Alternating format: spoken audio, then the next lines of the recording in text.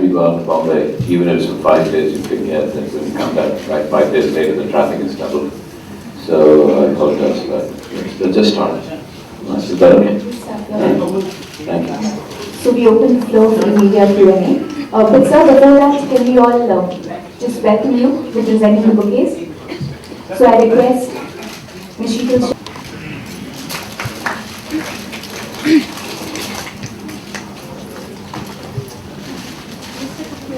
Can I put you the first question? Your film tends to whitewash Elizabeth. She was hardly Joan of Arc. I mean, why do you present in that light? We all know she was part of Joan of Arc. Where did you feel she was Joan of Arc? Beg your pardon? Why did you feel she was Joan of Arc? She wasn't. She isn't.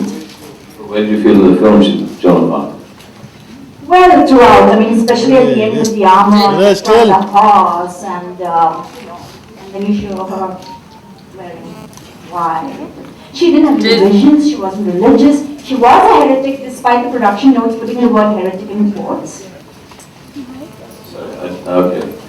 Lots of things, you know. I'm sorry, I don't know. Joan of Arc. Is it Joan of Arc just in one scene because she was on a white horse with her hair down? Well, that's a pivotal scene. That was a crucial scene. One of many crucial scenes. No film that I ever do is meant to be a historical docudrama, right? It is not possible to do even a historical. When I did the last film, they said, "This is the Virgin Queen." And I said, "Well, don't you understand, by calling her the Virgin, I thought who was a virgin and show her in bed with somebody." And I said, "That's an interpretation. How do you know? How do you know?" He was executed. But they said it was only taking it for the sex. So how do you know what part of it is sexual sex? So this film to me is a study of a woman who has declared herself divine.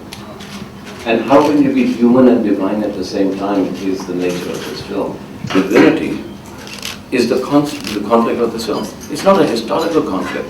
And the kind of historical research we did, for example, we know that Elizabeth was at Tilbury, so she dressed like a martyr. Right? Now, we know, the history says that she was there, nobody tells us what she was wearing. Nobody but 20 people could have heard her. But so history says, she said this. I can tell you what happened. There were company commanders all along, and I don't mean that's all. That's how it must have got interpreted. But she went back into a tent, and they said, "This is what you said," and it got recorded. You think? So at what point does history become mythology? In India, it's become mythology in 40 years.